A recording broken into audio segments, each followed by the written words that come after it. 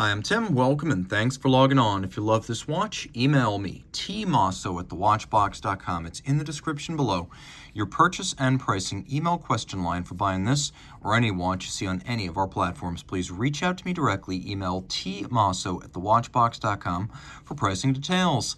Today, we're discussing a watch conceived in 2015 for the 10th anniversary of Revolution, the well-known and well-loved watch magazine for the machine with a heartbeat.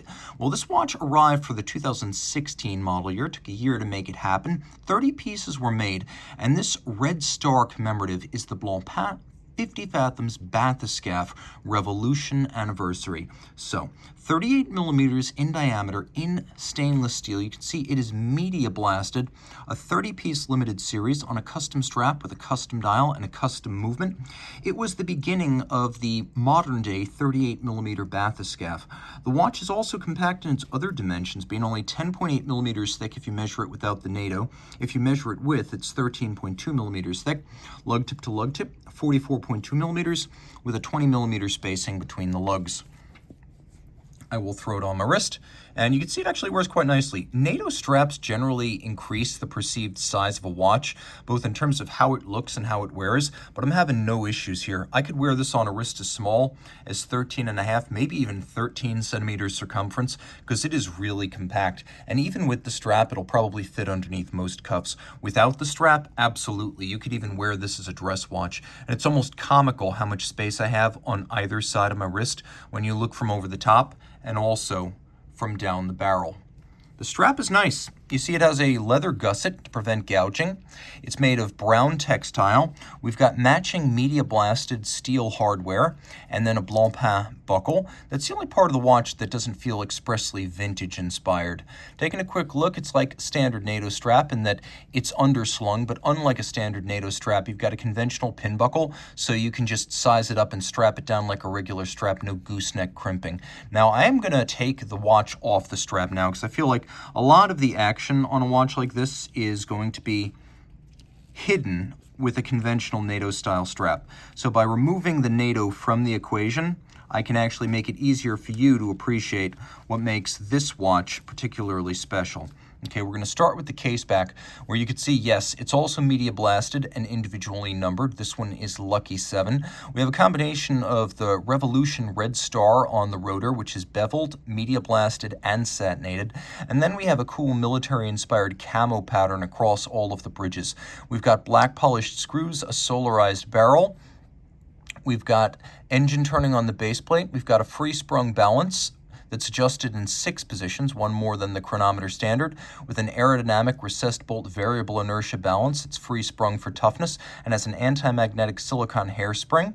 Twin barrels, endowing this watch with 100 hours of power reserve. It's all pivoting on 28 joules, and you can see that the beveling really is quite broad. Look at that anglage lighting up on the rotor and the edge of the bridges. It is exceptional. Blancpain does a great job of this in the luxury space. Theirs looks most manually applied compared to the likes of Vacheron, AP, even Lange and Patek, frankly. This is outstanding on a series-produced watch. And all of this is beating away internally at 3 hertz or 6 beats per second. 300 meters, water resistant, and a watch that features a 120 click bezel. Let's hear it.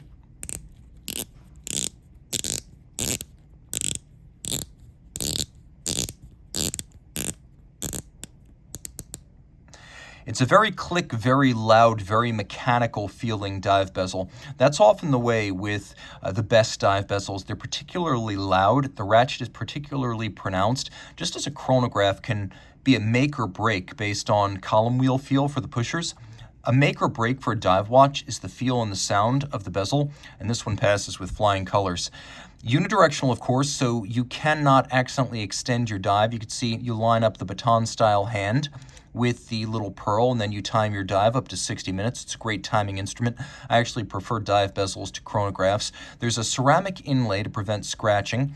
You can see that the crown is a screw down, and the Bathyscaphe, since it debuted in 2013, has been the more vintage evocative of the 50 Fathoms family, which is why we have this minimal beveling, these squared off lugs, this sheer case band, and a large no-guard crown. It's just a little bit more vintagey. Now, one feature that the dial has that the standard Bathyscaphe 38 doesn't have is this presence of tri-Arabic numerals at 6, 9, and 12. We've got an anthracite metallic sunburst dial base, polished hands, and then we've got a matching anthracite date disc. The watch has a quick set for the date. It does not have a hacking second.